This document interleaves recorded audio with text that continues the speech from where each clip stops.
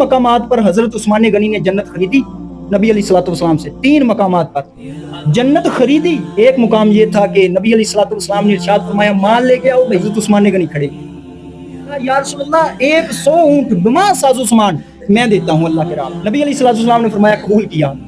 फिर नबी अलैहिस्सलाम ने फरमाया माल लेके आओ भाई, फिर तरगीब दिलाई। हजरत उस्मान गनी फिर खड़े, कहा या रसूलल्लाह 200 ऊंट देता हूं बमा साजो सामान। नबी अलैहिस्सलाम ने कबूल किया, फिर तरगीब दिलाई। कौन है कि जो अल्लाह की राह में खर्च करे? हजरत उस्मान गनी फिर खड़े कि या रसूलल्लाह सल्लल्लाहु अलैहि वसल्लम 300 ऊंट बमा साजो सामान देता हूं। हजरत उस्मान गनी रज़ियल्लाहु ताला अन्हु ने उस मुकाम पर 950 ऊंट दिए बमा साजो सामान, 50 घोड़े दिए बमा साजो सामान। फिर नबी अलैहिस्सलाम ने तरगीब दिलाई तो हजरत उस्मान गनी खड़े होकर हजरत उस्मान गनी ने कहा कि या रसूलल्लाह 11,000 अशरफियां सोने की मैं अल्लाह की राह में देता। हजूर अलैहिस्सलाम ने फिर कहा वाह वाह वाह, क्या शान है उस्मान की।